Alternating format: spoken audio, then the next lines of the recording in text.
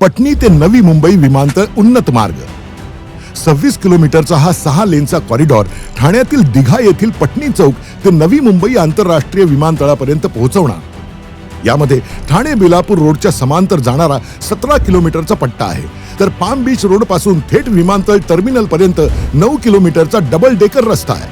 हा कॉरिडॉर कोपरी पटनी पूल, घणसोली ऐरोली बे ब्रिज, कांजूर मार्ग, कोपर खर्णे लिंक रोड, सायन पनवेल महामार्ग, पाम बीच रोड आणि उल्वे कोस्टल रोडला सुद्धा जोडला जाणार आहे। त्यामुळे पूर्व पश्चिम, उत्तर दक्षिण अशी सर्व दिशांची कनेक्टिव्हिटी मिळणारे सर्व अडथळे टाळून ठाणेकरांचा प्रवास अधिक स्मूथ होणार आहे। आणि विशेष म्हणजे ठाणे बेलापूर रोडवर उभारलेला डबल डेकर रस्ता खास विमानतळाकडे जाणाऱ्या वाहनांसाठी असणार आहे आणि त्यामुळे खालील लोकल ट्रॅफिकही सुरळीत सुरू राहणार आहे। या मार्गामुळे ठाण्याहून नवी मुंबई विमानतळापर्यंतचा प्रवास जो आधी तासाभराहून अधिक वेळ घेत होता तो आता साधारणतः फक्त 30 मिनिटात होणार आहे।